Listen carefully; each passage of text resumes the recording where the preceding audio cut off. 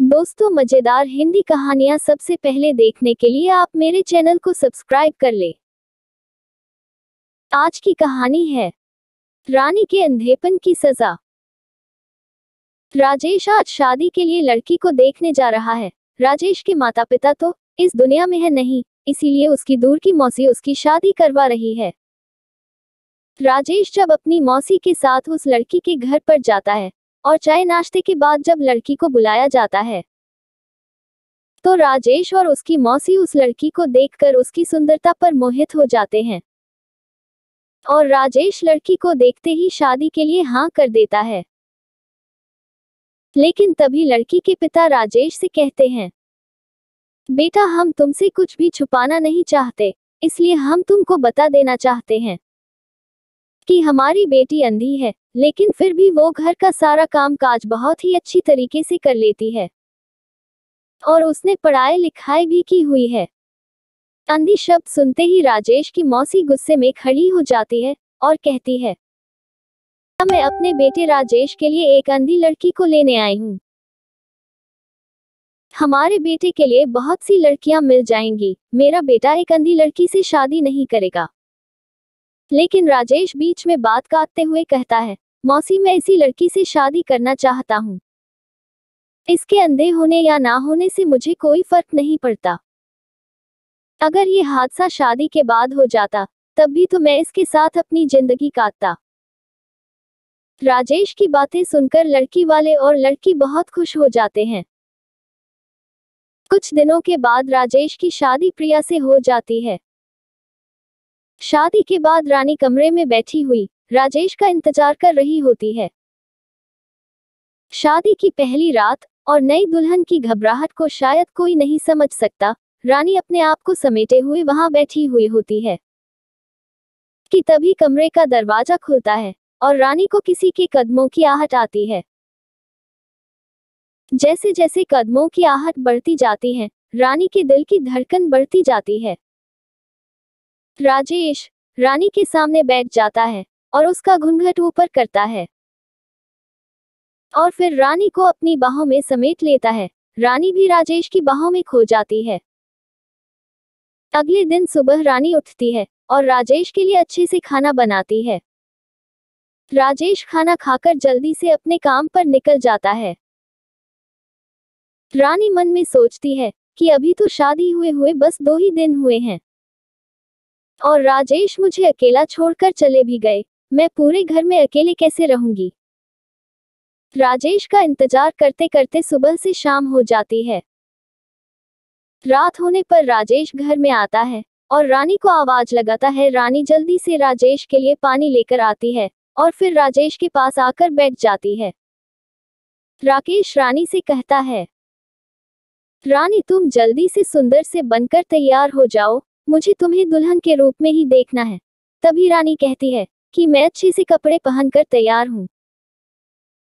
लेकिन राजेश फिर से कहता है, नहीं, तुम और भी अच्छी तैयार हो जाओ।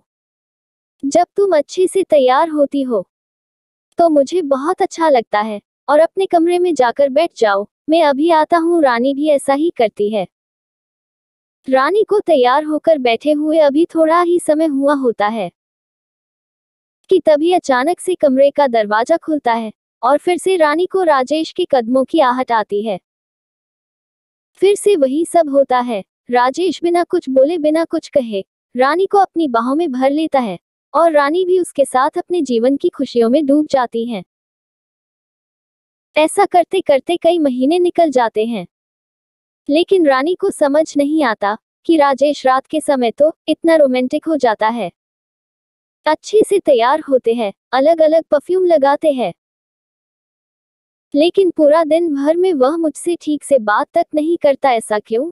रानी एक दिन राजेश से कहती है, राजेश, चलो ना हम लोग कहीं बाहर घूमने चलते हैं। तभी राजेश कहता है, नहीं नहीं, हमें बाहर कहीं नहीं जाना, और तुम्हें बाहर जाने की क्या जरूरत है? क्या मैं तुम्हें प्यार नहीं देता? तुम इस घर में खुश नहीं हूँ? रानी हिचकते हुए कहती है, नहीं नहीं, मैं बहुत खुश हूँ, लेकिन बस तुम सारा दिन मुझसे ठीक से बात नहीं करते, मेरे साथ टाइम नहीं बिताते और रात के समय इतने अच्छे से तैयार होकर मेरे पास आते हो। और अलग अलग तरह का परफ्यूम भी लगाते हो। मुझे समझ नहीं आता कि आपके मन में क्या चल रहा है। राजेश रानी की बातें सुनकर घबरा जाता है और लड़खड़ाती हुई जबान में कहता है, अरे नहीं, ऐसा कुछ नहीं है। वह मुझे परफ्यूम का बहुत शौक है, इसलिए मैंने बहुत सारे रखे हैं। अब तुम जाओ, जाकर के मेरे लिए खाना बना कर ले आओ। रानी रसोई में खाना बनाने के लिए जाती है, लेकिन उसको राजेश की हरकत बहुत अजीब लगती है, क्योंकि दिन में तो राजेश एक ही तरह का परफ्यूम लगाता है और रात में अलग अलग लगाता है। धीरे धीरे काम करते करते रानी का दिन ऐसे ही निकल जाता है। फिर से रात होती है और जैसे ही दरवाजा खुलता है, फिर से एक नई परफ्यूम की महक रानी की नाक तक आती है। रानी हैरान है कि ऐसा कैसे हो सकता है। जैसे ही राजेश रानी के पास आकर बैठता है, तो रानी फिर से राजेश को आवाज लगाती है, राजेश, तुमने इस समय कौन सा परफ्यूम लगाया है? लेकिन राजेश रानी का कोई भी जवाब नहीं देता है। राजेश रानी का हाथ पकड़कर रानी को अपनी तरफ खींचने की कोशिश करता है, लेकिन आज रानी को थोड़ा अजीब लग रहा है। रानी राकेश से कहती है, राजेश, आज मेरी तबीयत ठीक नहीं है, आज तुम रहने दो। लेकिन राजेश फिर भी रानी के साथ जबरदस्ती करता है। रानी अपने आप को राजेश से छुड़ाने की बहुत कोशिश करती है, लेकिन वह छुड़ा नहीं पाती। अगले दिन सुबह जब होती है, तो वह राजेश से गुस्से में कहती है, राजेश, तुमने कल रात मेरे साथ क्या किया, जब मैं तुमसे कह रही थी कि मेरी तबीयत ठीक नहीं है? तो फिर तुम्हें मेरे साथ जबरदस्ती क्यों की? राजेश उस समय रानी से कुछ नहीं कहता और दूसरे कमरे में चला जाता है। रानी भी अपनी रसोई के काम में लग जाती है, लेकिन तभी रानी सुनती है कि राजेश किसी से फोन पर बात कर रहा होता है और उसको डांटता है। वह कहता है कि मैंने तुमसे कहा था ना कि इसके साथ जबरदस्ती मत करना। अगर इसको जरा सा भी शक हो गया तो हमारी सारी की सारी कमाई खत्म हो जाएगी। रानी राजेश की बात सुनकर हैरान रह जाती है और उससे पूछने के लिए जाती है कि यह सब क्या बात कर रहे हो।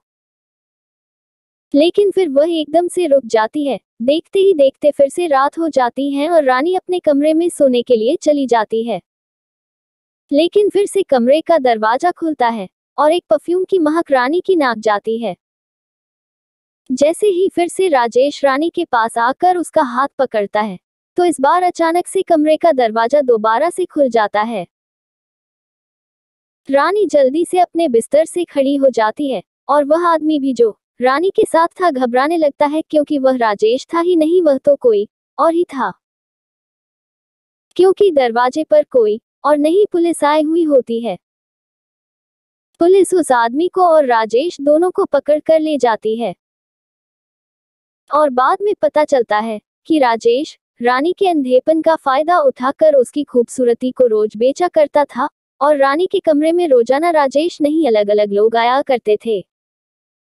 रानी अपने अंधेपन पर बहुत ज्यादा दुखी होती है, लेकिन वह राजेश को उसके किए की सजा भी दिलवा देती है।